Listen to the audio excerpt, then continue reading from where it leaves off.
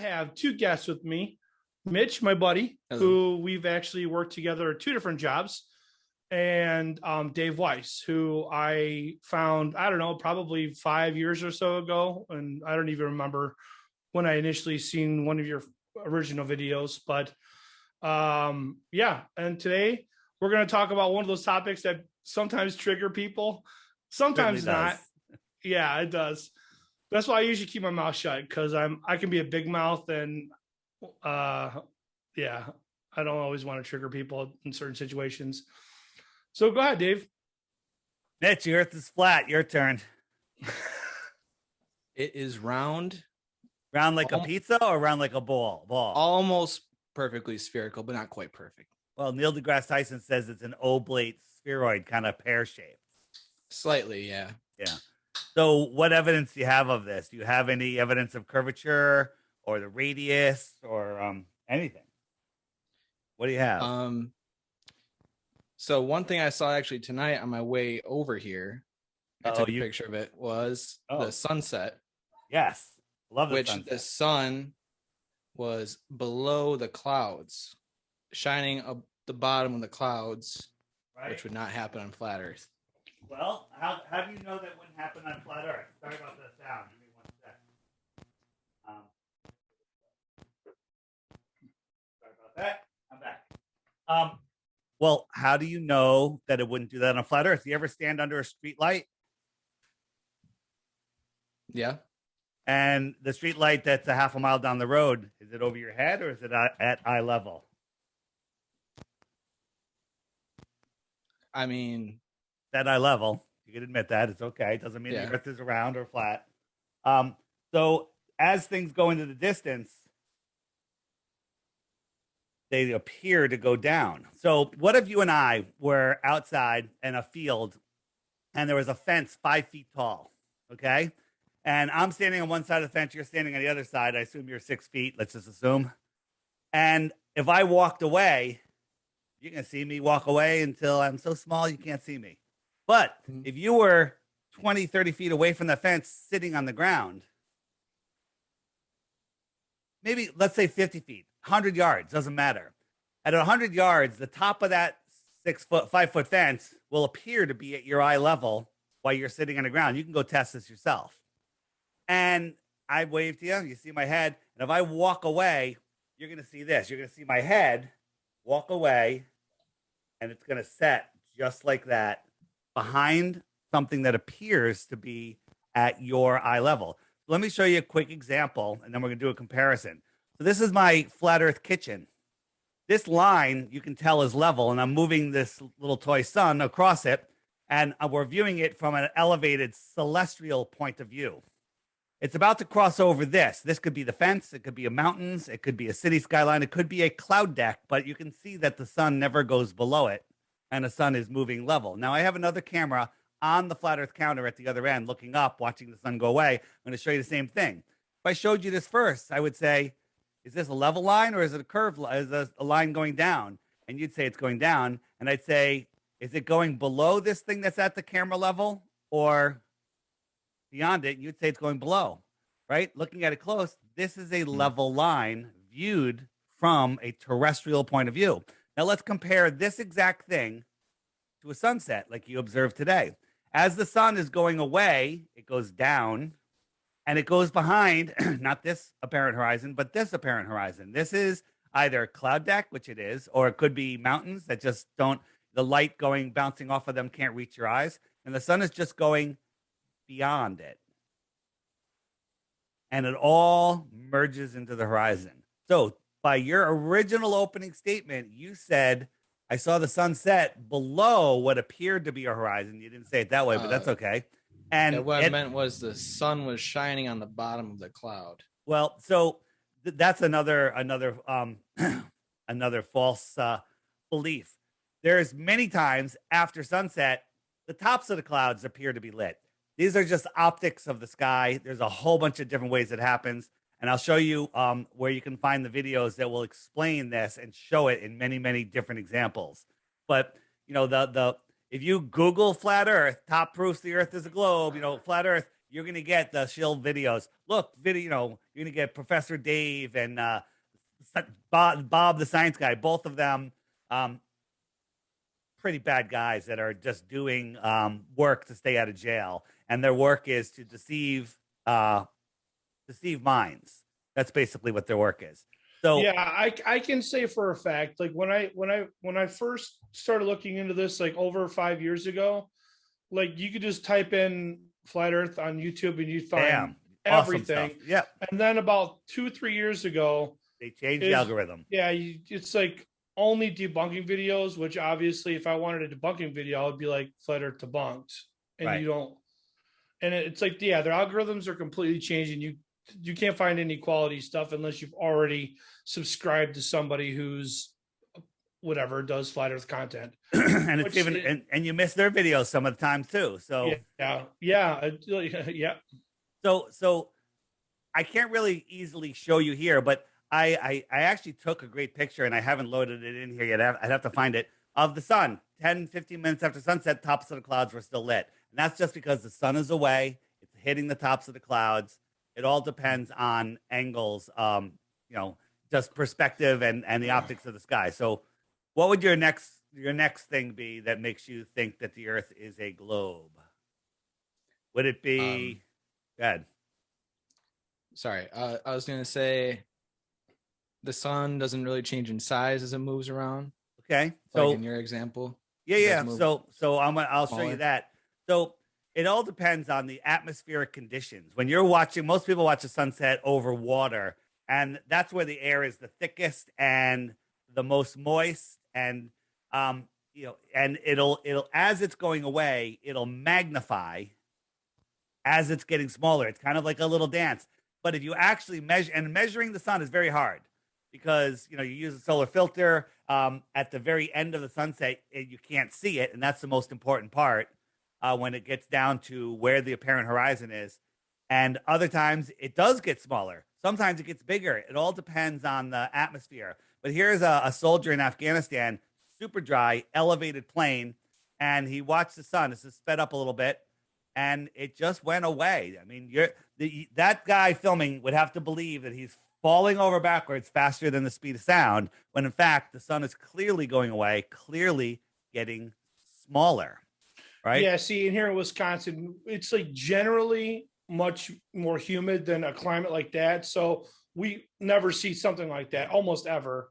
Right. And you would never, and when you have that more humidity, you get that, what I call, just like it sounds, the atmospheric deck of opacity. And that creates that, go out on a cumulus cloud day where there's spread out cumulus clouds on that nice flat deck, and you look up and you see all the blue sky in between them. But then if you look over at like 45 degrees, the clouds appear to be closer together, but that's just because of perspective, that you're not able to see in between those clouds because you're not right under them. And then 20, 30 miles away, they're literally the clouds are at your eye level, and they're all lined up side by side from your point of view. So you can't see up them because there's cloud, and they're all blocking your view. That becomes the atmospheric deck of opacity. The sun just goes beyond it and disappears. So I'm trying to find another quick sunset video for you, just so you can see it happening more than once. I'll show you this one while I'm looking. This is one where my friend saw the sunset from the bottom up, just like you do, that down at the beach 10 minutes earlier. I watched the sun from up here. This is my drone, super dry. So it was below freezing. And the sun, in 5 minutes time, it went all the way down. And if the earth was spinning, it would keep on going. But it didn't. It stopped. And it sat right here. And instead of going down, it went away and it disappeared into the perfectly clear sky, because the atmosphere is like water. It's like glass. And the light can't push through it. So there, I'm just showing it back and forth here. It disappeared. It never went below this apparent horizon, because this isn't the real horizon. This is where the clouds just merge into the ground. So that's what I call the sun fade out. And this is a candle. Now, what am I doing with this candle? Am I pushing it up from behind the table? It appears to be that way, yes. Yeah. So that's not it. What we have here is a Fresnel lens, which represents the atmosphere. I got the camera here, and I got the candle just on a little dolly, and I'm pulling it away. And as I pull it away, due to perspective, due to atmospheric magnification, it's getting smaller, but it's also getting magnified. It's getting lower due to perspective, and at one point, it just goes below your ability to see it. It goes below this atmospheric deck, right? So as I pull the camera away, watch up here. This is what's going on. This is the camera filming. It looks like it's setting, but it's still above the horizon. Now you say, well, the atmosphere isn't really a magnifying lens. Well, you can listen to weather experts. They talk about how the atmosphere is a magnifying glass. It does magnify things that you see, and it's different. And you know how when you see this moon rise, you go, look at the moon giant on a flat Earth. That, you know, when it's rising, that wouldn't be that big. Right? Yeah, I was just gonna say that. I was gonna say the moon at certain times appears when it's either rising or setting to be very large. Right. Not every time, but guess sometimes. What? It's not. You ever take a picture of the giant moon and you look at the picture and go, it's tiny. You're like, why doesn't this camera grab it? Right? Because it's the way our minds work when we see the moon. This is weird. Ready? This is really, you're gonna think I'm really weird, but this is a fact. Next time you see a giant moon on the horizon, turn around backwards, bend over and look through your legs upside down at the moon, and it will be tiny. One of these days, Dave, I'm a little too big to do that now, but you could do it. You could do it. Now, just for that. Watch. Look at this. Are these two tables the same width and length? Are they the same proportions? Are they? They don't look like it. Okay, they're exactly the same. Oh, that's crazy. They're exactly the same, and no matter how hard you look at this, you can't reconcile it. Okay, so figuring out the size of something until you can touch it and measure it, you have no proof. Okay, so when you look at the moon, you know, you're not. I don't even believe that you're looking at a physical moon. I believe that you see the moon in the position relative to where you are. It's some sort of, we're seeing a reflection of the real source of the moon. And one way to really quantify that is when there's a new moon, that's when the moon has got no light on it in the heliocentric model. Nobody can ever see it. No one's seen it with any telescope, infrared, nothing. And during a total solar eclipse where the moon supposedly is blocking the entire sun, you should be able to see the moon, because from the moon's point of view, the Earth is fully lit. That Earth shine should go back and light up the moon, just like the moonshine lights up a book in the middle of the night that you can read, cast shadows on the ground from the dusty, dirty ball that we say is the moon. That thing can send light all the way back to Earth. Well, how come the Earth, brighter, 6 times bigger, doesn't light up the moon? No one's ever seen the moon. And that's because I don't believe that we're seeing the moon in front of the sun. I think it's something completely different. But again, anything above our heads, anything beyond the shoreline of Antarctica is speculation. What else you got? I was going to just say, too, I find the moon fascinating. I mean, the sun is fascinating, too. The problem is you can't just stare at the sun for like an hour, or at least I can't. Yeah, I know you've gotten pretty close to that, Dave. I've done a little bit of sun gazing, not a lot, but it's easier to just look at the moon. And sure. It always blows my mind when I look up at the moon and try to figure it out. Like you just, I don't know, you can't almost. So here's a question. So this sun moving away, it doesn't really look like it's getting smaller, but it kind of does when it gets down low. And from this elevated position, we will see the sun a lot longer than somebody down in the valley here. That sun's going to set for them way, way earlier. And then they don't get to see this shrinking of the sun. But think about the moon. Well, if the moon is traveling across the Earth, how is the same face? You know, if it's low and small, how come we don't see a different side of it? And the answer is, again, with this reflection thing, like if the moon is within the firmament, see this guy?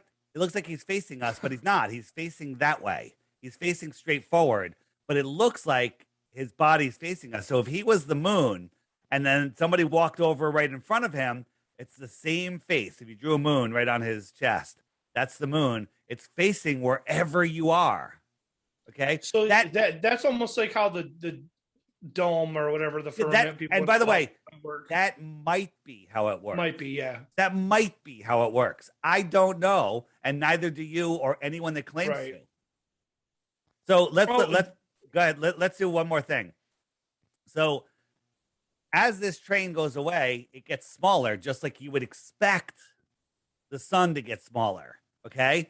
The problem is this guy, P-Brain is his name actually, is on a terrestrial point of view of a terrestrial object. Now, this is a hallway where all of these lines are parallel. But if you look here, these lines, just like the string, the Flat Earth Kitchen, look like they're almost going straight down. And that's due to perspective. So here we have P-Brain looking at his sun, and the sun is just going to move across the flat Earth, okay? This is a side view of what this guy's really seeing. And so this guy sees the sun moving across, and it looks like this just looks like a regular sunset. Now, why isn't it getting smaller? Well, let's put our train cars up here. The train car is already smaller. So when it goes away, it really doesn't have much smaller to get, because when you have a lifted object away from you, it's smaller. Here's two balls. One of them's right near the camera. The other one, same ball, about 6 feet away. Okay? This one's tiny, just like you would expect the moon and the sun to get as they go away, let alone the optical problem.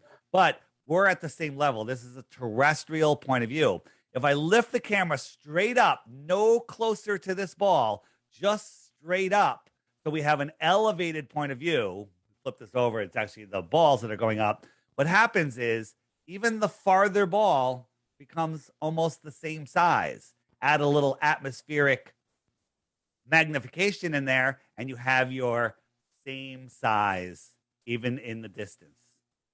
The optics of the sky are no way to prove the flatness of our stationary plane. It's very simple. I mean, large bodies of water at rest lay flat, and we're not spinning. Here's what you have to believe, okay? Once upon a time, there was nothing. It exploded and became everything. And then all of the rocky bits, for some reason, started sticking together, and they got enough mass where they started having gravity, and they pulled in other rocky bits, and it just got bigger and bigger and bigger and bigger and spinning, and created the Earth and all of the other planets and millions of planets. But then all of the gases, they started to stick together and decided to make even bigger balls, a less dense medium coming together to create its own ball with more gravity than a more dense medium. You know, like rocks and earth, and right? Why didn't the earth balls get bigger? Or maybe they did. You know, one of the stories is that they start out that way, and then when they get really big, they turn into suns. Cool story, bro. Right? So what happened? So now you have a vacuum in between, right? So you believe that we live here. So now you believe that the earth is a ball, but I'm going to ask you some really simple questions, and you probably get them all wrong. If you get one right, you did better than I did, okay? All right? How fast is the earth spinning, the rotation of the earth? Isn't it like 1,000 miles per hour? Very good. You guys have been talking, right? You taught him that. I didn't. I don't think I told him that. All right. So 1,000 miles per hour at the equator. Very good. At the equator, it's spinning 1,000 miles an hour. How fast is it spinning in Alaska? Hello. Maybe that's my wife, Rebecca. Hi, Rebecca. 600, 400. Well, less. Correct. It's less. So very good. You have a concept of what your model is. It's orbiting around the sun at, the speed that is?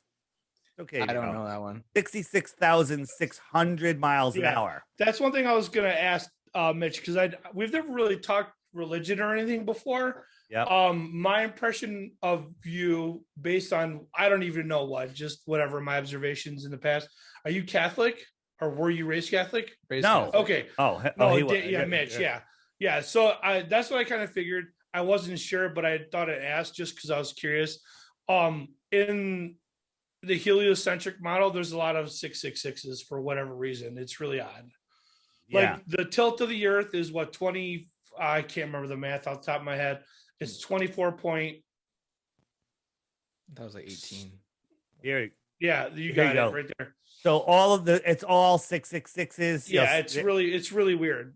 It's crazy. But let me make the point I was making.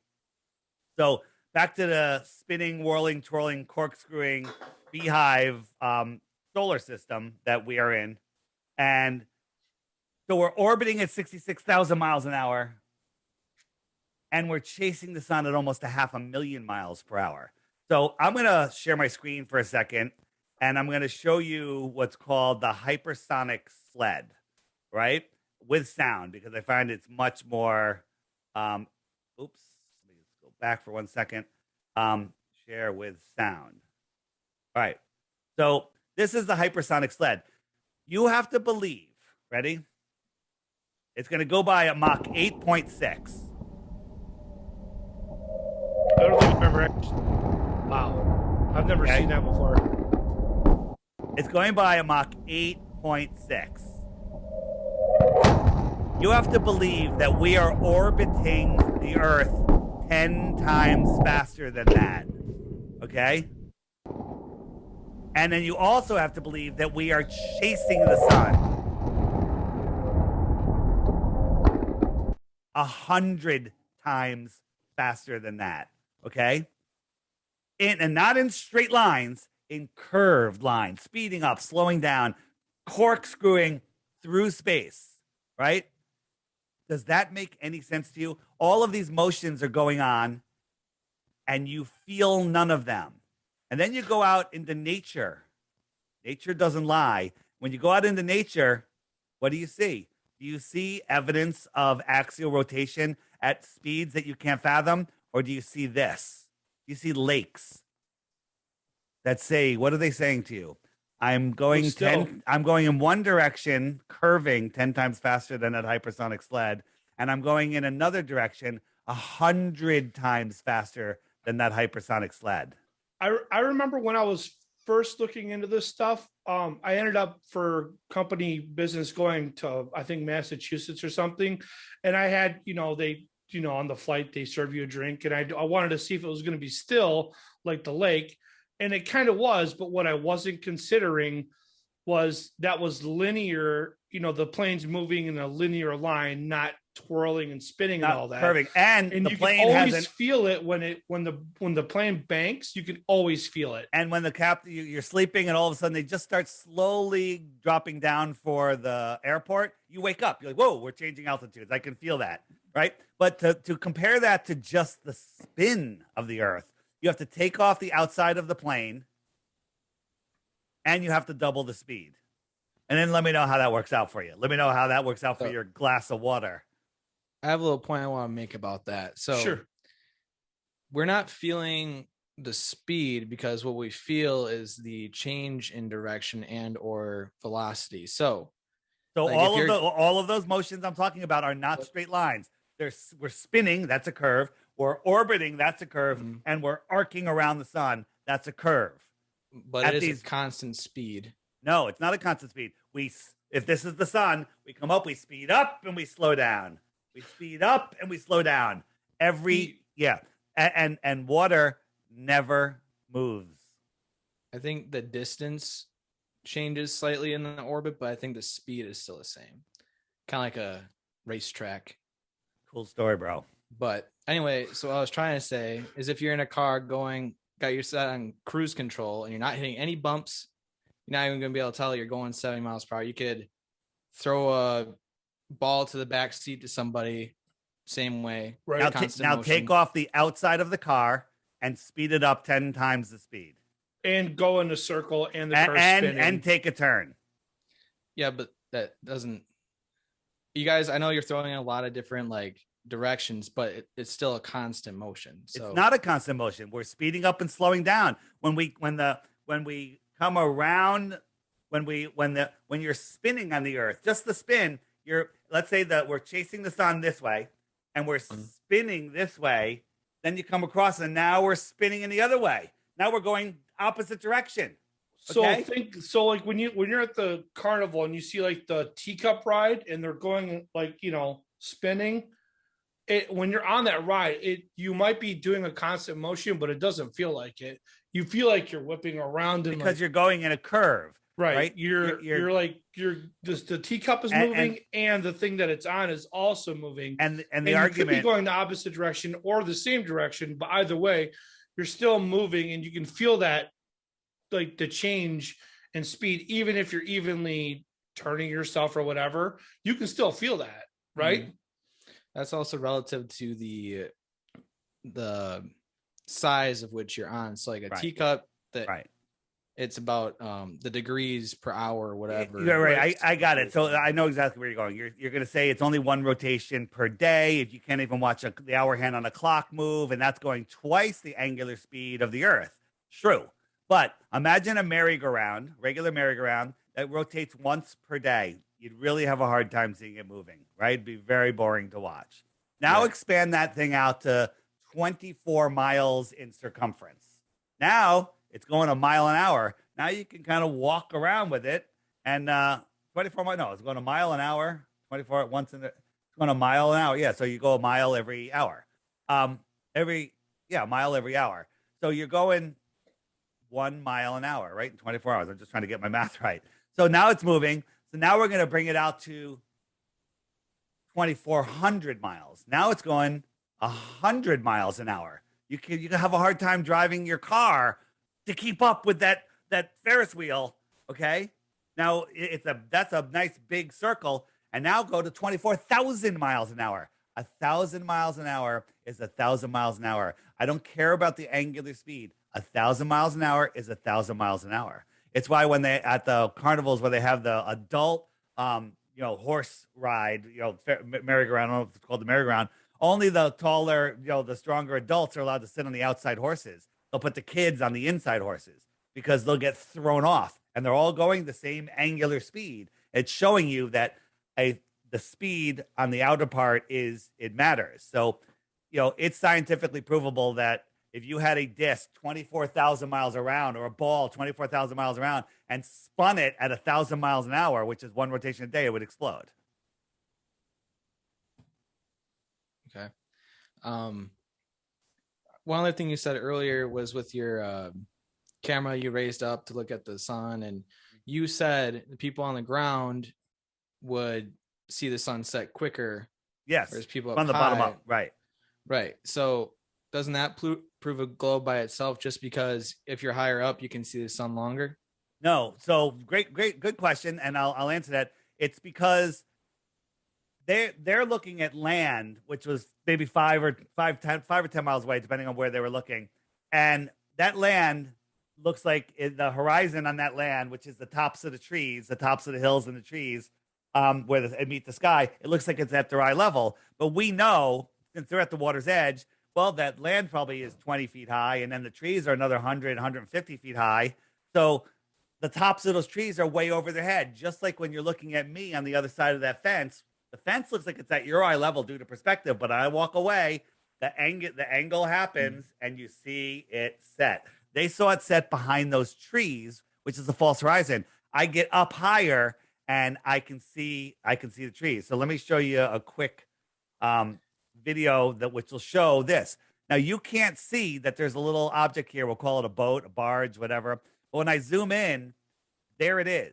Okay, and this is even without atmosphere. This is just miraging on this table. And I zoom out, the angular size gets too small, and then it disappears, and you can't see it. But if I stood up, oh, there it is. Okay, there it is. So here's a thing you can do. Go to a big football field and get a football and put it on the 10-yard line. And then you go on the other opposite end zone and lay down, put your ear on the ground and look at the football. You'll see the football, and the football will be sitting right on the horizon. You'll see that's where the horizon is. You can't see any grass beyond the football. You might even not even be able to see some of the bottom of the football because the grass might be miraging it. But then if you stood up, you can now see from the 10-yard line into the end zone. You just could see farther because you increase your angular size. The higher up you are, the farther you can see on a flat plane. Now, if you were on a ball, I don't know how much farther you'd see by raising up high. If a boat was going over a ball, it would disappear from the bottom up. Bill Nye, the lying guy with the bow tie, wasn't lying. He was lying about that. But we don't live on a Narnia ball, okay? We live on a flat plane. Everything that we see tells us the Earth is stationary, the Earth is flat, large bodies of water at rest, lay flat. What else you got? I still think you should sometime go to the ocean, do the same experiment you did, see when the ground below gets dark with whoever's on the ground or whatever, and compare it to see if you can still, how clearly you can see the sun, how high up, because of your angle over the horizon. But we've done it a million times. I'll show you where you can see all of those videos, and then you can go out and do it yourself. Don't believe anything I'm telling you. Well, I'm going to show you how it's done. And then, we don't live near an ocean. Well, we live Lake Michigan's about The central Wisconsin. middle So of Lake Wisconsin. Michigan's about we 2 have hours video. away? We have videos across Lake Michigan. We can see Chicago's across Lake Michigan, right? We can see Chicago, where it should be, the tops of the buildings should be gone below the horizon, but it's not. And there's a boat out here. Can you see it? Can you see it? No boat. It should be over the curve, but I'm zooming in. There it is. I've increased its angular size. Okay. Now these little waves here are closer to us. So they're creating a false horizon, which I call the wave front edge. Now watch, I'm zooming out. This boat's disappearing from the bottom up. Is it going over a curve? It's not going over a curve, or I wouldn't have been able to zoom in on it. It's just going behind what I call the wave front edge. It's the way our eyes work. It's the way perspective work. Now a baller would say that is over the curve, but it's not. It's still right there. Now on a ball, 24,901 miles around, with absolute perfect clarity, no humidity, perfectly calm water, a 6 foot tall person standing at the edge of that calm water should be able to see, careful on these words, no farther than 3 miles, because the curvature rate of the Earth says at 3 miles, there's a 6 foot drop. So that person should see a physical horizon no farther than 6 feet, no farther than 3 miles. Well, when you watch the sunset, you're not seeing it go behind something that's 3 miles away. And the other thing is, if you get up higher, you can see farther because it's flat. You're just looking across a flat plane. But the thing is, we can see things. We can zoom in the things that disappear. Here's what I'm trying to show you. If I walked around that corner and you were standing right here, you can't see me because I went behind this physical border. I'll give you any magnification telescope. You can't zoom in because this is a physical horizon. So we'll flip this over, make it the Earth. You can't zoom in and bring me back. Now, if this was flat and I disappeared because my angular size is too small, you can zoom in and see me again. Then I go farther away. I merge with the horizon. You can zoom in. But if I'm moving away, right, the horizon, if a celestial object is different, it goes away and it could fall behind. Everything's backwards for me. It looks like it's going down, but it's not. It's just going away. It's all perspective. Yeah, I have a photo that I took about 3 years ago of a lighthouse in Ashland, Wisconsin, which is right on whatever was that, Lake Superior up there. Is that the one that? Yeah, I sent it to you. Yeah, and I don't remember what website I used. It wasn't Google. My cousin back in the day used to do property preservation, so he'd use a website to measure property so he could build the company for how much he was going to mow someone's lawn for. So I used whatever site that he gave me to measure the distance from where I took the photo to the lighthouse. It was like, I don't know, what did I say, 4 miles? I don't remember exactly. It was like just over 4 miles, or maybe just under 4 miles. And the lighthouse, you can see like where the foundation of the lighthouse goes into the water, because it's actually on the water. But yeah, like I've had a lot of people tell me that doesn't prove anything because it's on Lake Superior. I don't know what that even means, but I guess if it's on Lake Superior, it's flat, but if it's an ocean, it's not. I don't know. I've had people So this try to is argue this weird this things with me, but I could take you here and you could look out and go, well, I can't see the beach. And you'd think it's over the curvature. So I'm trying to find that conversation. Where did it go? But again, these are optics. All right, what else you got? Because I seem to be losing your attention. Oh no, I was just trying we to were trying to find the example. photo from when I sent it to him. We had a conversation about it, but I'm trying to think. One thing I think people, I haven't talked to Mitch a ton about this, but I feel like whenever I have tried talking to people about flat Earth or being like, hey, have you just even looked at it? They automatically assume the rest of the universe we assume is the same, and it's not. Like, we don't assume the planets are a ball. You know what I mean? We don't assume anything's outside of the Earth system. Right. Everything that we see is that we think it's provably like here. Just a flat disk in outer space spinning around the sun. No flat earther thinks that we're a disk floating in space. Only globe earthers think that. Yeah, so I don't know what your assumption of what flat earthers think are, but what do you assume flat earthers think that Earth is relative to the rest of the universe or whatever? Just because I want to get an idea. It's not like a catch you question or anything. I just want to get an idea of a lot of them have slightly different variations from what I can tell, based on what they think is happening. Some actually do think that the rest of the planets are round and we're different, but it just depends. No flat earther thinks that. So pretty sure I've seen one. Well, there might be some idiots or some shills out there, but no real serious flat Earth researcher thinks that, because we don't believe planets exist, because we've never seen them. No one's ever seen them other than NASA has given us photos. This is the famous photo of Jupiter that they gave us in 2014, and it's supposedly a gaseous planet, gases spinning in different directions. But 2016, they gave us this picture, said, hey, this proves that Jupiter has a magnetic core because we could see the northern lights. Amazing job they did. This is really from NASA. But the problem is none of the clouds changed. Same cloud. Okay? None of the clouds changed in over 2 years. So that doesn't prove that the Earth is flat or anything. It proves NASA's lying. Okay? Right.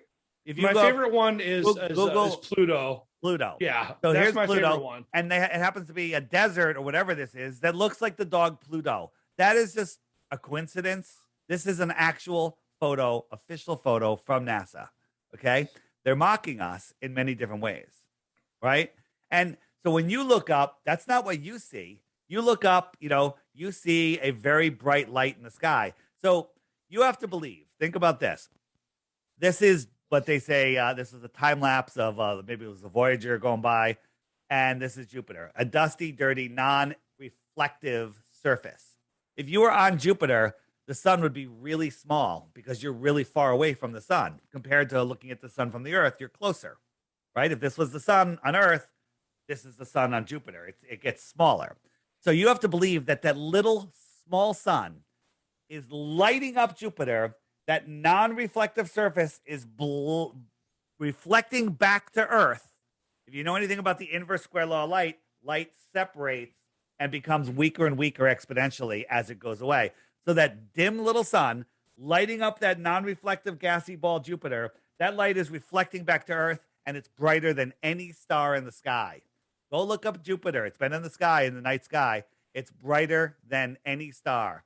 That is scientifically, provably impossible. Possible. I like that.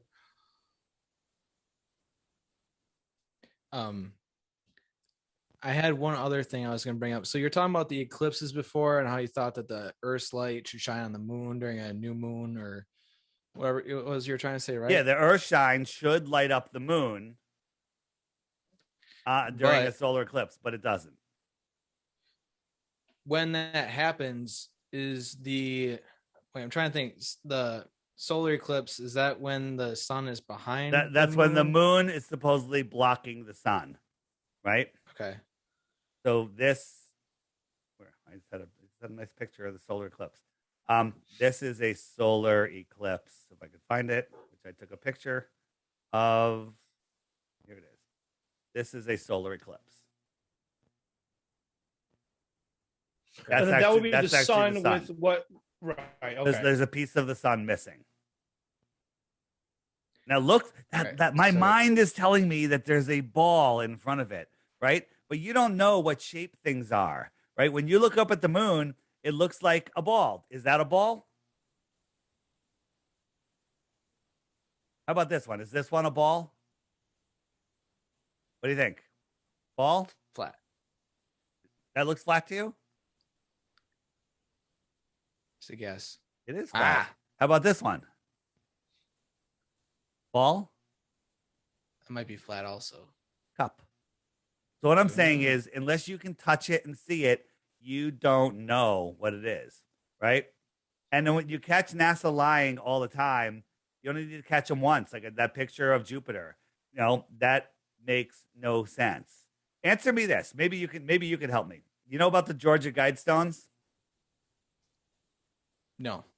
So in Georgia, down in the south here in Georgia, there's these Guidestones popped up. There's 8 different languages. There's 10 commandments in 8 different languages. And besides all of that, there's a whole. Not biblical commandments either. Not biblical. Just commandments about the New World Order. It's a whole nother topic.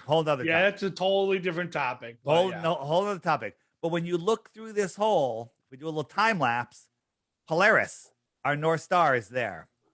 How is it possible that Polaris, it's been up for over 40 years, and there's also Stonehenge has a hole like this. The pyramids have holes that look up at North Star, and it's still pointing at North Star decades and decades later, and it doesn't move. So, but somehow, we're corkscrewing through space, traveling over 4.4 billion miles a year, allegedly, but Polaris never moves. It's because Polaris is so far away. It doesn't move. And it's perfectly at the I don't even need you here to give you the answers because you are so programmed, just like everyone else. All right. So I'm gonna make you use your mind. Are you ready? Yep. Okay. Our sun, if it was right next to the Earth, if it was right over the clouds, it would fill the entire sky from your point of view, right? Because it's giant, right? If the sun was a mile over your head, would it fill the whole sky? Yeah. Okay. Then I move it 93 million miles away, and it's now the size of a coin held at arm's length, right? Just like we see it. Okay. If I moved it another 93 million miles away, how much smaller would it get? Half the size of let's say half the size. You're wrong. It's more, but let's say half the size. If I moved it 24 times farther than that, how much smaller would it get? It'd be very small. It would be its angular size would be far too small to see. Forget the inverse square law of light issue with it getting dimmer and dimmer and dimmer. But at 24 times away, that is 3 light hours. So our sun is 8 light minutes away times 24, 3 light hours away. Our sun is too small. And how far away? 3 light hours. Hold on. Polaris. No, let's not even talk about Polaris. Okay. No, let's talk about Polaris. Polaris is 46 times bigger than the Earth. Let's round up, say 48, because 3 light hours times 2 light days is 6 light days away. Polaris would be scientifically provably too small to see, ignoring the brightness issue. We'll just pretend the light stays bright as it travels and it doesn't spread out and get weaker. Okay? So it's 6 light days away. It's provable. That is too small to see. You know how far Polaris is? They tell us 433 light years away. That is impossible to see. That is impossible at 6 light days away. Let's round it up. 1 light year. 433 times farther. Okay? All of this stuff is just complete and total nonsense. And we've been programmed with zero proof from liars that fake space, right? Everything about space they fake. So why would they tell you the truth about that? Okay? If you look, this is them playing with a lemon. They got a lemon up on the Soyuz. Well, guess what? This isn't a real lemon. It's CGI. It's a fake. It's called augmented reality. Look at it go right through their hand, right? So why are they faking floating things on the space station if they're really in space? Okay. Why is this woman using a real ball filled with helium? Is there a stuffed animal here? Oh, now there is. And now she's manipulating it. This is not a real object. This is from they're talking to kids, and it's called leap motion, augmented reality, and they're manipulating stuff in real time. She's either looking at a screen behind the camera or has contact lenses that are showing her where these objects are, and she's maneuvering them. And often they screw up and they misplace things, right? Like this is one. These guys are flipping their microphone around, flipping their hat, talking whatever, and this guy goes floating by way, way in the background. You barely see him. But I took it, I got it, I zoomed in, and oh, look at this. He's hanging from a harness, from wires. Why is he hanging from a harness? The answer we get back from NASA and the NASA fanboys is they use harnesses for safety in space. That caught them with their pants down and their harnesses on. Okay. So now watch what happens in the script. This guy in the green and the guy in the blue, this guy's flipping his hat around. I'm cutting it back and forth. He's supposed to pass his hat to this guy, and the guy's supposed to put it on the counter, on the wall. But he moves his hand. This guy thinks he's passing him the hat. He grabs it and puts it away. Oops, missed it. And then you should watch. This guy's freaking out. They're both stuttering. They're trying to like recover. Oh, that wasn't a weird thing I just did. His eyes are going all over the place. He's looking at the screen, trying to figure out what happened, right? This is fake. This is all you need to understand that they're faking space when everything that's floating glitches out. Okay? It's endless. Let me ask you a question. Why don't we see any land when they show us a view from the space station? Can you answer me that? I haven't watched the space station footage from that angle to really say that's true. Okay. Or not, so well, I'll tell you why. Because is that the Earth? Does the Earth look flat, or does it look like a globe?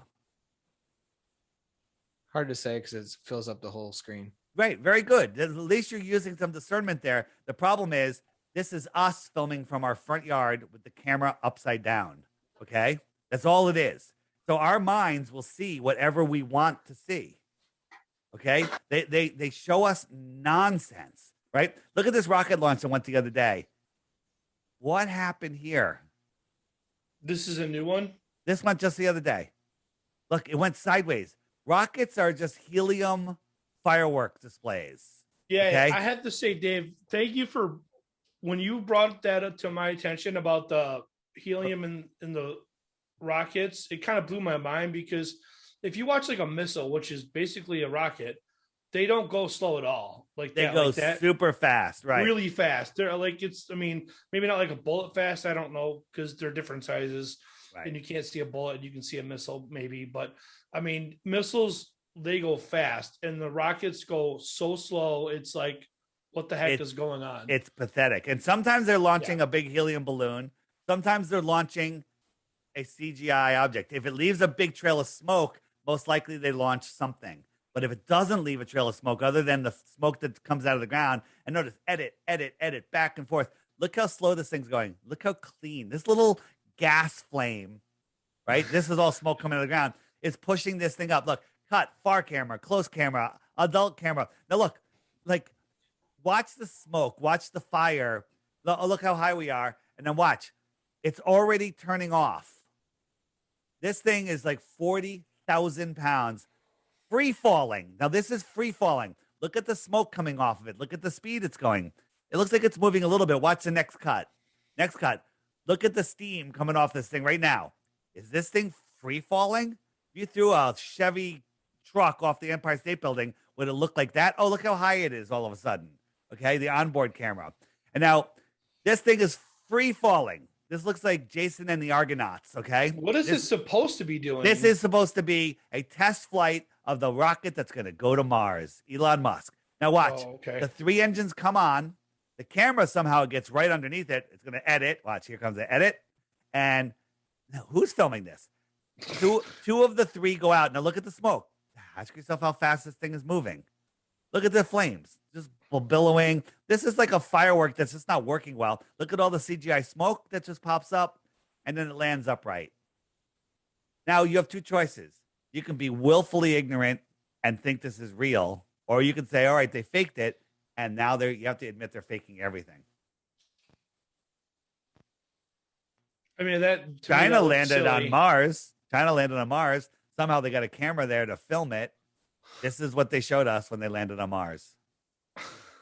You saw that in a movie. Would you ask for your money back? I wouldn't go to the movie to begin with, but yeah. What else you got?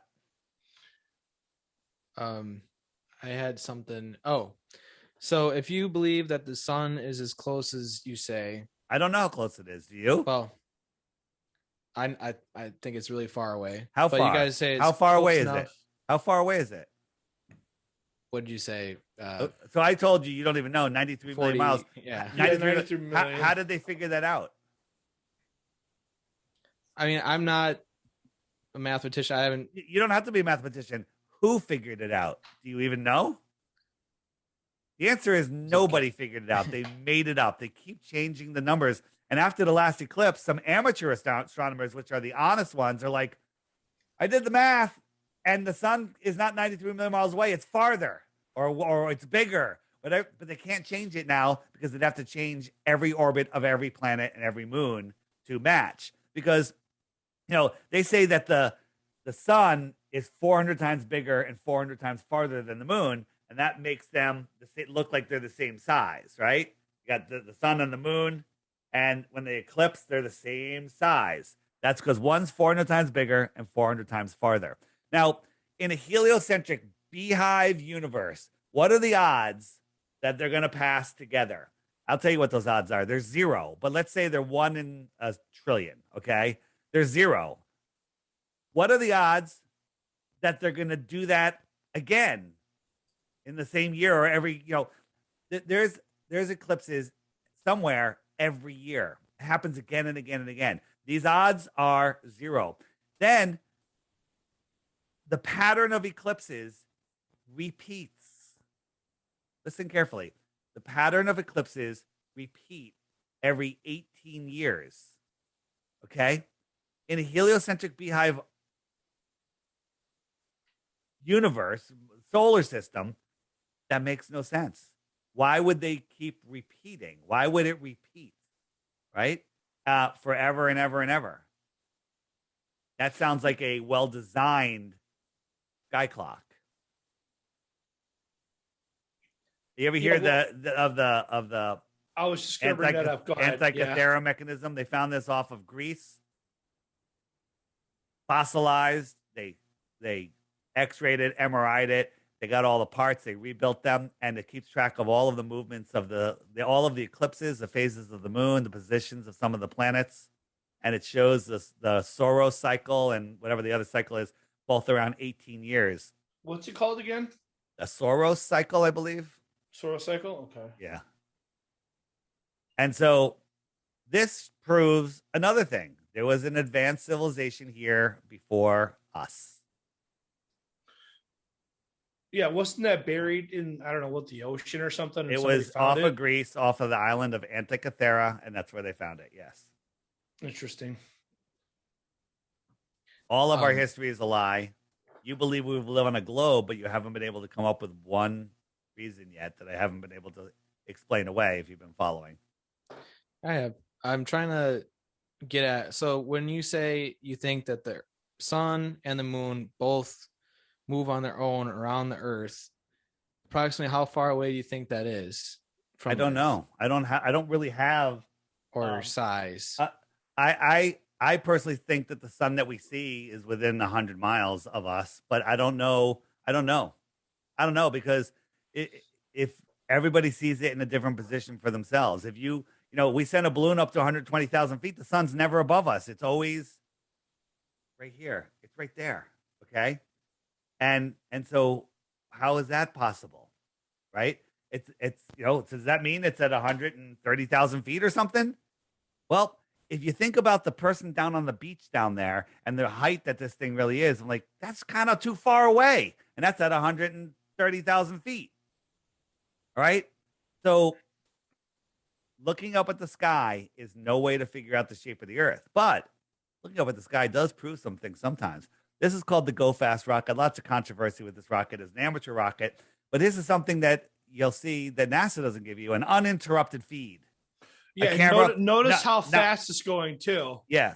Well, and people say that's because it's smaller, whatever. Rockets are rockets. All of a sudden, it seemed to hit some thicker plasma, but that's not the real thing, okay? Some people say, oh, there was an anti-spin. Literally, NASA came out with damage control after we said this thing hit something at about 72 miles. But more importantly, right there, that's the moon. Mm-hmm.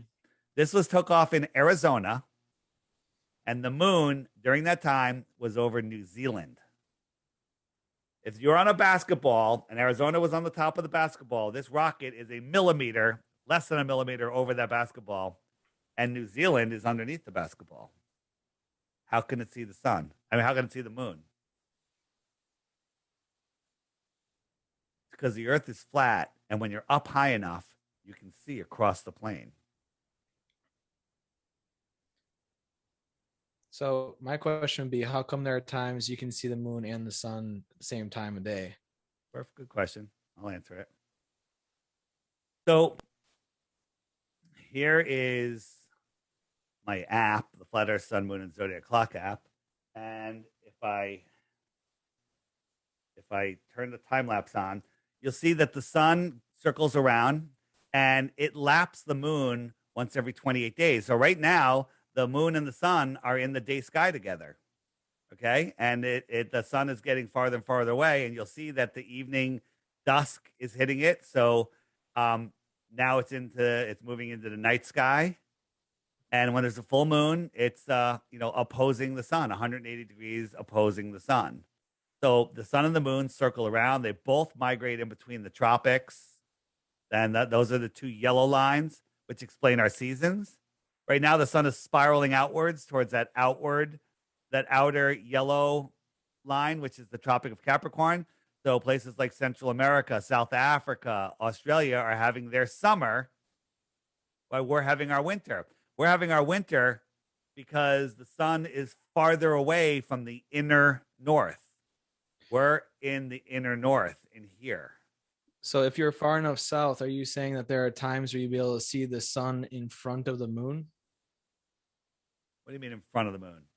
Because when it passes, there's times where the moon would be behind the sun if you were in the south.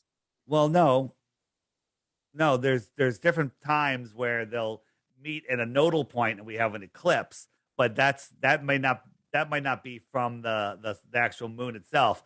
So the sun and the moon circle in the same direction. They rise in the east, they set in the west. The stars do the same thing. They rise in the east, they set in the west.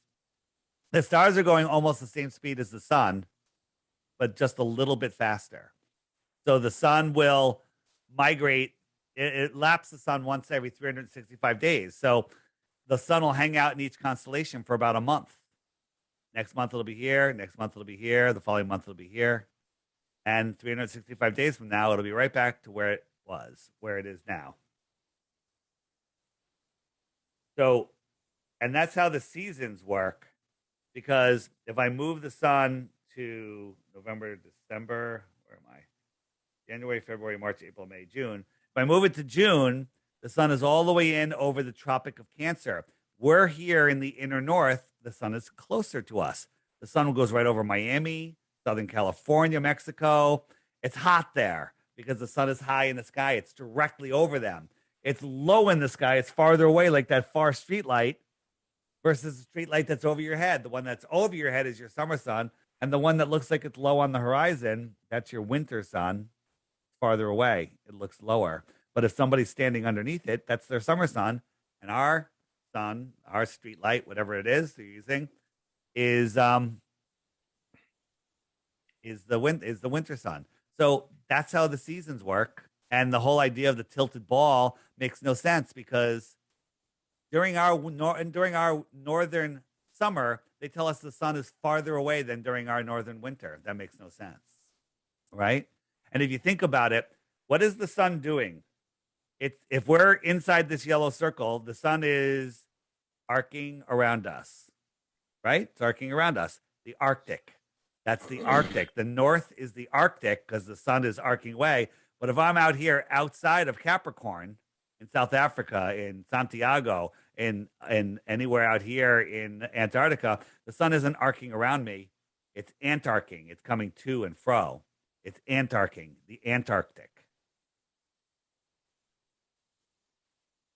And if you think that flat Earth is stupid, just hit that little handshake.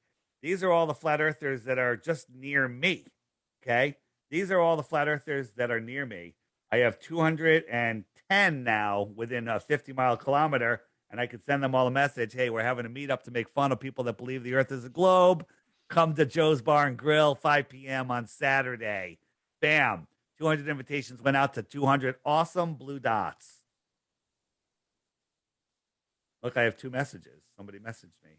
I can go like there and let it load, and I will have messages from, takes a second to load. I've got 2 messages, Flat Earth John and Paige. Well, Paige is sending me a test because we're working on it. All right. And this is for you. You have 2 choices now. Before, you were ignorant to flat Earth like everybody was. It's not an insult. We were all ignorant. We didn't know. But now I've shown you doors. I've shown you that you can't Google flat Earth. I've shown you that there's many, many things that you need to learn. And the answer is every question you're going to ask is under that question mark. Okay? Where's the edge? What about ships over the horizon?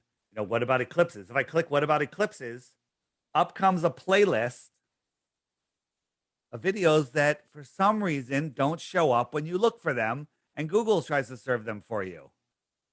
Okay? These are videos that will teach you about what you're not seeing, what you are seeing, and this is stuff that Google doesn't want you to see. Okay? It has tons of stuff. The middle right, mud floods. Mud floods, what's that? That's when there appears to be some sort of cataclysm that happened in the 1800s. Not sure if it was worldwide at the time. Hit that button. Tons of videos there. You can scroll down. Other stuff, biblical cosmology, all sorts of stuff. If you go and see Professor Dave or Simon Dan video, like, oh my God, they're making fun of flat Earth, and you buy it, you're just being gate capped. But over on the left-hand side, debunking the debunkers, those are all of their videos taken apart meticulously, showing you how they're using mind control on you. If you like books, we got books. Just added this kid's book, ABCs of Our Flat Earth. My favorite book is, of course, 16 Emergency Landings That Prove the Earth is Flat. Also, I wanted to ask you one other thing about your model before we go. Go ahead.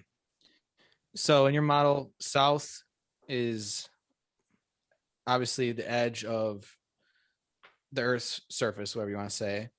So are you saying that it takes much longer to go from, say, South America to Africa as it would from North America to Europe? That's exactly what I'm saying. So is there any proof of that, or is that just... Yes. So let's look at this flight from Santiago to Australia. Why don't they just cut across here? This would be the shortest route. But instead, they cross the equator, come back over, and cross the equator again. Why did they do that? Because the Earth is set up like this. This is the line that they go, okay? This is the actual flight path that they go. These are the stops that they make, and it's because it's a straight line. Let's look at some other ones. And I've actually tracked some of these flights before. One time when we were at JoJo's Park with Autumn, I saw a plane flying over, and I was like, oh, I wonder where that plane's going. So I pulled up, Flight Tracker or whatever app I have on my phone to see what flight it was. And it was actually going to South Korea.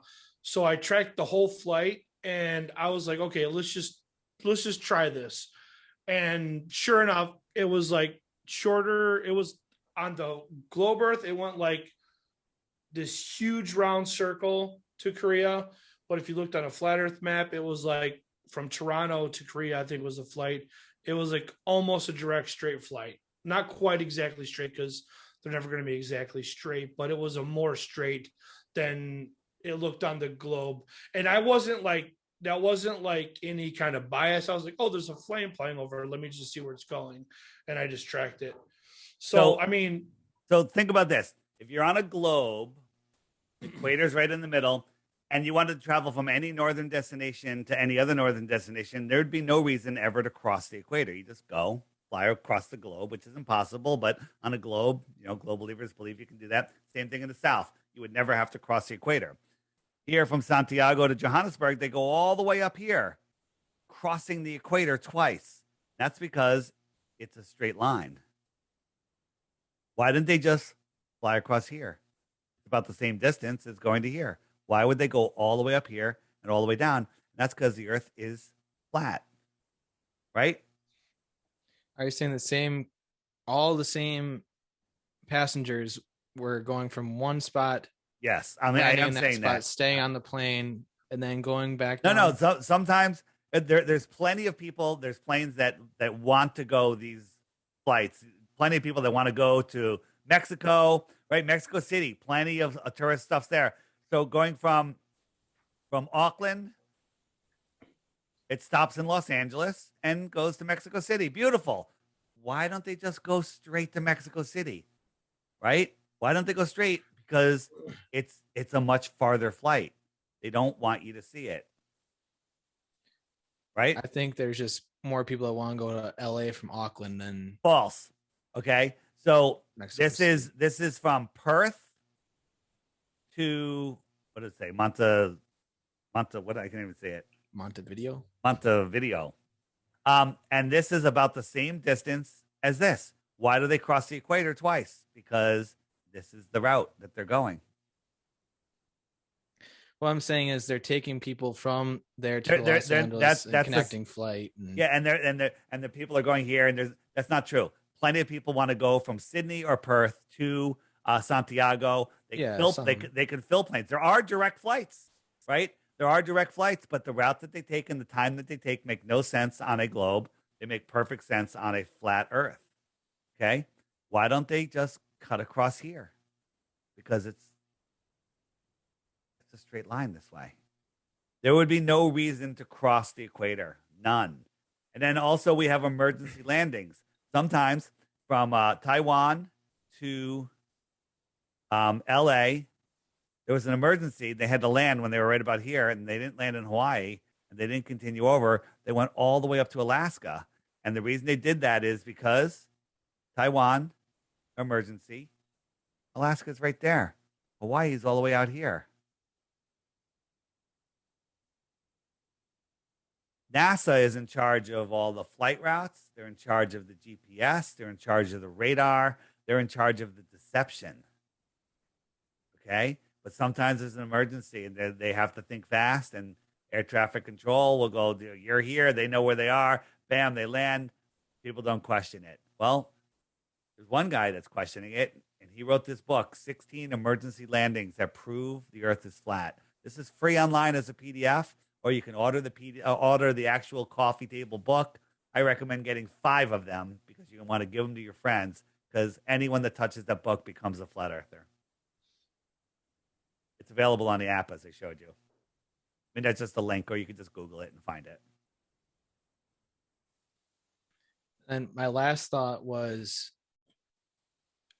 if I'm looking at the moon, and let's say somebody in the southern hemisphere is looking at the moon, why is it that we see the same moon, but they'll see it upside down?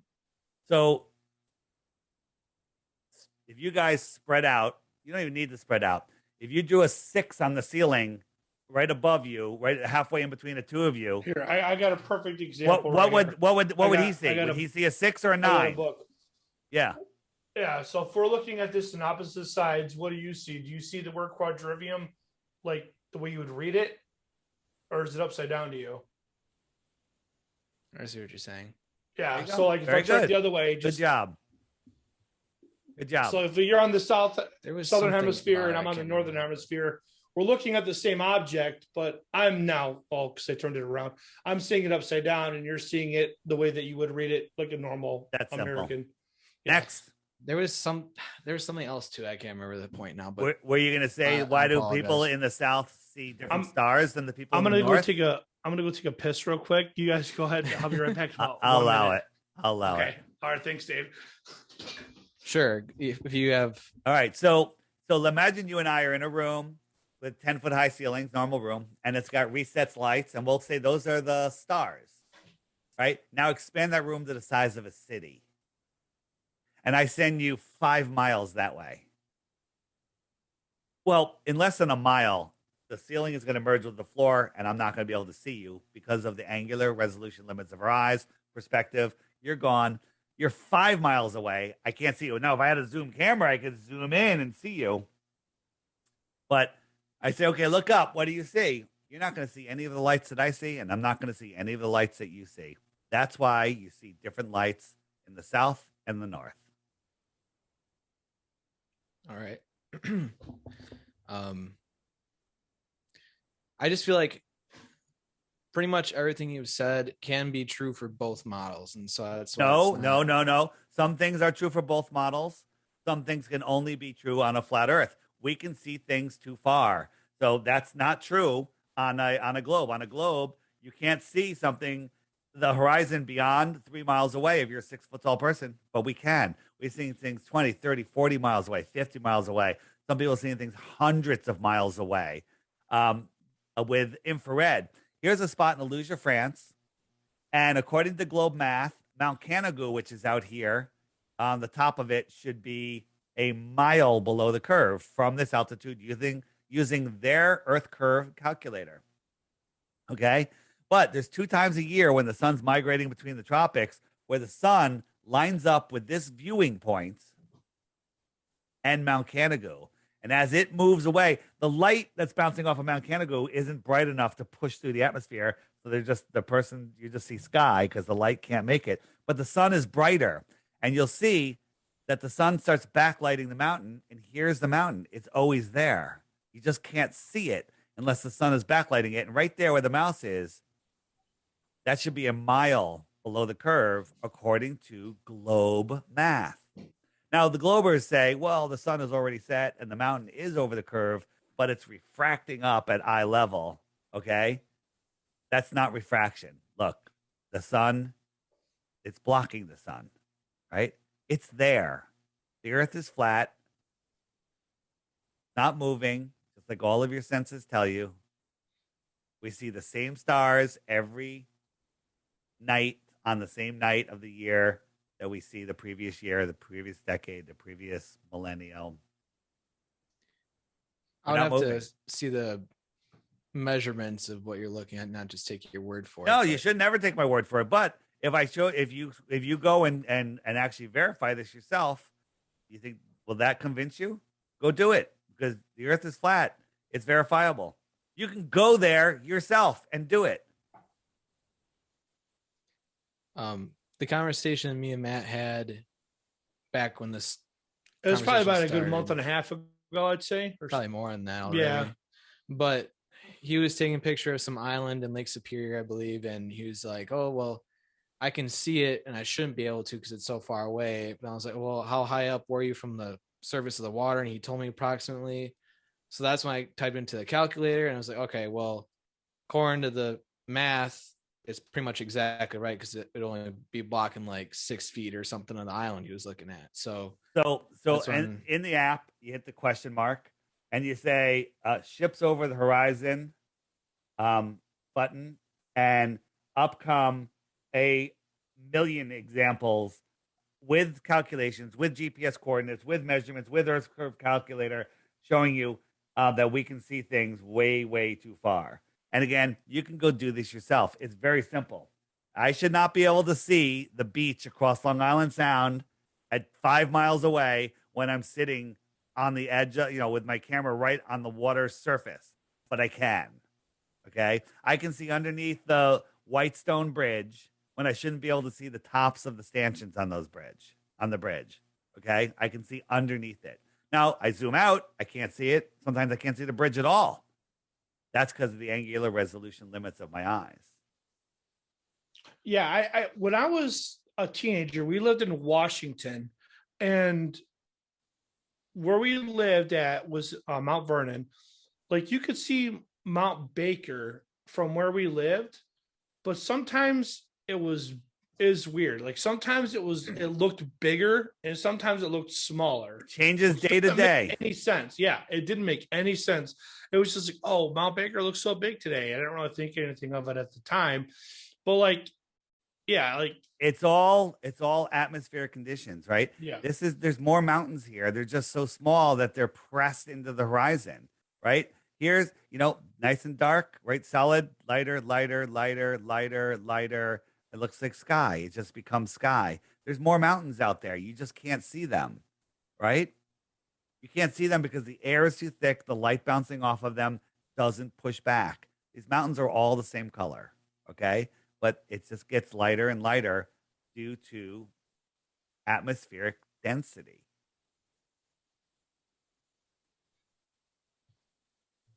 I'm trying to think if I have anything to ask as well. I mean, for the most part, I've been researching this topic for like 5 years. So Right. I feel like the only thing I don't quite can't picture in my mind is the lunar eclipses.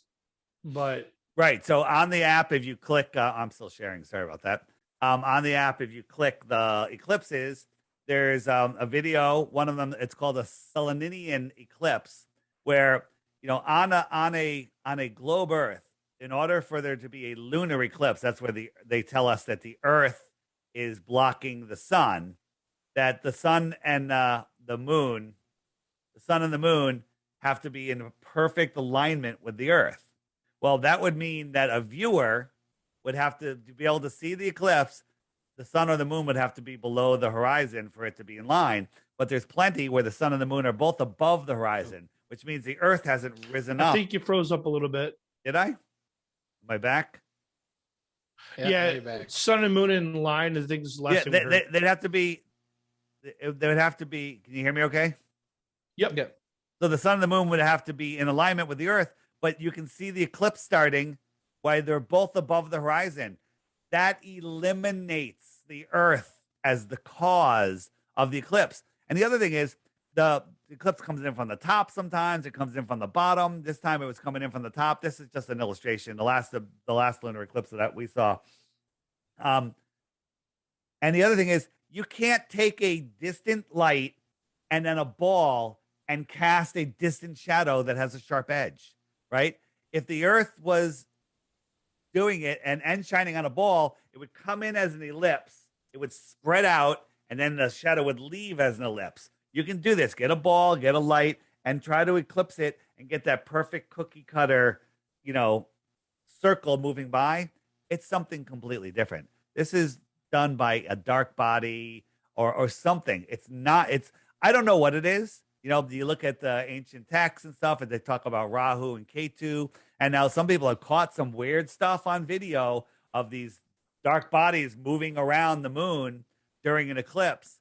I'm not claiming to know what it is, but I can prove that it's not the Earth. And a Selenian eclipse proves it's not the Earth causing this shadow. Impossible. I'd have to look into it myself to. Well, here's the thing. You have to look into all of this. I never heard of a Selenian eclipse until I started looking into flat Earth either. Right.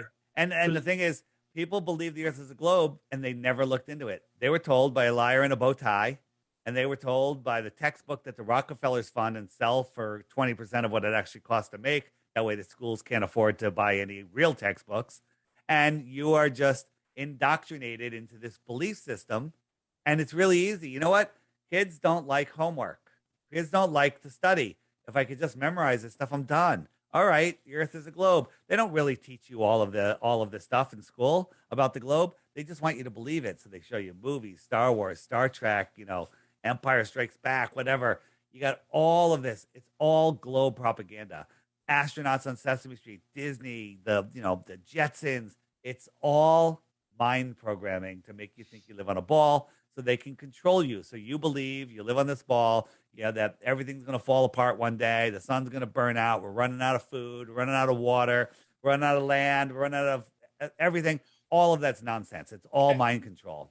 As a father of a toddler, I might have blown over all of the programming thing as a child until I had a toddler.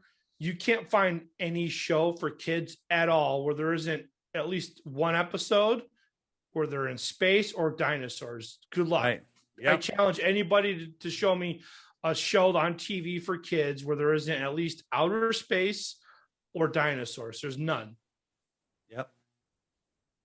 Teletubbies. All right. Okay, I haven't watched Teletubbies. You might be right about that. No, Teletubbies is a flat Earth show. Watch it again. Watch it again.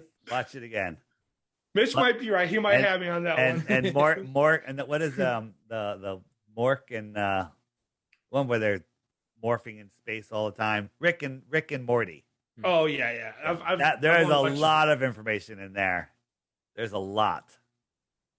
There's another show that I don't watch many shows, but this one's on Netflix, and it's literally showing you all of the truths in it. It's unreal. It's called Inside Job, Netflix. And if you watch season 1, episode 6, it will blow your mind on all of the flat Earth stuff that they put out there. I'll have to check that out. We don't have Netflix anymore. We canceled it quite a while. Good for you. I don't have it either. Yeah. But I after having looked into this topic, I do notice on TV when you do watch, there'll be a flat Earth drop every once in a while. I remember a couple years ago, maybe 2, my wife and I were rewatching Lost, and I don't know, maybe the second to last season. So maybe season 7, I think. They have this giant flat Earth map right on the floor. I'm like, oh my God, how did I not see that before? And then when you watch, what is Katniss, whatever what is that movie with Katniss and there's so many flat Earth things, in Back to the Future. Katniss Everdeen, and where I can't think of the name of the freaking, where they had to fight for their lives in District 12 and all that. What is the name of that freaking series? Oh, Hunger Games? Yeah, Hunger Games. Yeah. They're fighting when they're in the Hunger Games, they're underneath a dome. There's all these crazy flat Earth weird. When we're done, Google Hunger Games U.S. presidential inauguration, right? All right. They literally dressed up like all of the For which president? This is the current one for the current Biden, Okay, I'll definitely look that up. Look at it. Hunger Games, Biden inauguration, and click images. It's literally the Hunger Games. All right, wrapping it up. Any other questions? Give me a proof of the globe. You got one? Or you realize you have some work to do? I just don't think that it's conceivable that all this would be just a lie. Well, that, but also this is all just to support NASA's budget. Nope, I never said that. You said that. What the NASA from your arguments from a lot of them, not yours, but it's all money. They don't need money. They use money to control us. It's monopoly money, right? In the game of Monopoly, it says if you run out of money, just write more money on pieces of paper and keep playing. Well, that's what they're doing with us. It's literally to control us. They supposedly give NASA $65 million a day. Nonsense. NASA gets whatever they need to do their CGI fakery in Hollywood, and that's it. This is about control. This is about, I just got back from the Flat Earth Conference in South Carolina. All those people are awake to all of the nonsense that's going on in the world. None of them, when you wake up to Flat Earth, you wake up to everything else also. And once you do, you literally unplug yourself from the Matrix. And the analogy I use is Neo in the Matrix. At the beginning, he's depressed. He's lost. Something's wrong with the world. He's sleeping a lot. He's just and that's because his mind is plugged into the Matrix. Then compare him to the Neo at the end of the movie, who unplugged himself, who woke up, got out of his drunken stupor, and started realizing who he is and the power of his mind. That's why the lie is. They don't want you to know that nobody has control over you. No one has power over you. The only power anyone has over you is in your imagination. Okay? just like space. The only thing that's been to space is your imagination. And they're controlling your mind with the television programming. They're steering your mind north, east, west, south with the news and EWS. Okay? They're keeping you living in fear. They're getting you to willingly give away your freedom, your soul, and they're literally trying to steal your soul, whether you believe that or not, in the soul lure system. Okay, they're trying to steal it away with nonsense. Okay, all those sixes, it's all satanic. If you knew what the leaders of this world were doing and how they view us, you'd wake up really quick. They want to keep us in a drunken stupor where we don't know. That's why, let's look at the beginning of the COVID thing that happened. Churches are closed. Everything's closed except the liquor stores. Those were open. Okay? That's bizarre, right? They want us not thinking. They want us not getting together. They want us not communicating. They want us separate. They're trying to put us into a virtual world right now, like they're doing with Facebook, with Meta. Have you seen the metaverse yet? They want everybody living in the metaverse. You go in there, goodbye. You're forgetting. You're going to forget what humanity is. So it's all about control. If you don't see what's going on right now, well, you better see it pretty soon. You better wake up and do the work to figure out what's going on, because we're going to go into some really, really dark times if people don't wake up. And the time is now. It's actually yesterday. It's the day before that too, right? No, tomorrow is not the day. Everybody needs to start sharing this information. And anyone that's watching this that has any show, if you have any audience, you can book me. Go to flatearthdave.com and click the booking link. Send me the information it asks for, and we'll figure out a show to do together so I can wake your audience up, or even yourself. Okay? I love audiences that think Flat Earth is stupid because they don't know what Flat Earth is and they don't know what their own model is. flatearthdave.com. You can find a link to the app, or you can just scan this. And I recommend getting the app. It's $3. You don't have to do the subscription unless you want to message people and meet up with other people. You get everything. It's one-time charge. All right? Check it out. You need an iPhone 6 or better and Android 8.0 or higher. And it works on iPads too, and tablets, I believe. So there you go. Awesome. Cool. Thanks, guys. Thank you. And we'll definitely have to have you back, because I think John was really bummed out. He called me this morning at 7:00 and he was like super bummed out that he wasn't going to be here today. Is he a flat earther or a glober? No, he's not. All right. Well, let's do another one with his him. IQ is probably like 199. So all right, I'll take it. That'll be fun. He's super smart. That's why I never try to even debate him, because he's like twice as smart as me. I'm like, yeah, that's fine. That's fine. But here's the thing. His model is pseudoscience, right? I know. This is his model. Okay. It's a model, and this is our model. It's actual video that we put a balloon up, and we're showing actual video of the non-rotating Earth. And that this Earth is spinning 1,000 miles an hour below me. Okay.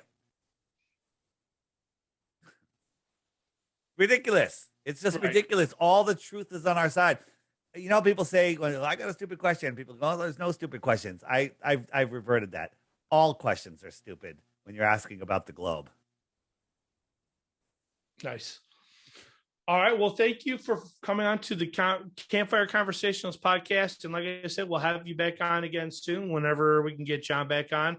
And thanks, Mitch, for coming in and subjecting yourself to a flat earther. How dare you? And I had a good time, and I can't wait to do this again. Thank you very much, Dave. And thanks, everyone, for listening. Have a good night. Thanks. See ya. Nice talking to you.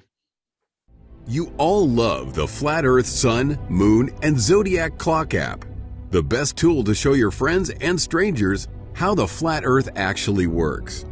But are you ready for a Flat Earth app game changer? A new feature has been added. But first, a reminder of some of the existing features. Video of the day. World time. See what time it is all around the flat Earth. A true Earth compass that shows true navigation across and around the flat Earth plane. Weather. Tap for detailed local weather information. Know what phase and where the moon is at all times. Watch the sun travel between the tropics for the seasons. Select an amazing background. Add a countdown to your next big date. Video playlists in different languages. See the real trade winds circling the flat Earth. Top 21 frequently asked questions with quick pop-up video answers. Access to the best photos and gifts at your fingertips. Flat Earth books and merchandise, and more. Now, the game-changer upgrade we've always dreamed of having. After a year in development, our app just went next level. You're now able to find Flat Earth app users near you. See where they are and send them an instant message in the app. Instantly arrange for a Flat Earther meetup. When activated, blue dots mark the location of the app users near you. You have 3 choices on showing your location. PP, to pinpoint. This marks your exact location. CC, for city center, which will place you within a few miles of your current location. Or turn off, which removes you from the map altogether. Use it when traveling, or when you're out for a day at the beach, or while eating out somewhere. Find out where other Flat Earthers are and connect. Find like-minded Flat Earth app users and regain your sanity. The Flat Earth Sun, Moon, and Zodiac Clock app is the best tool to show your friends and strangers how our flat Earth actually works.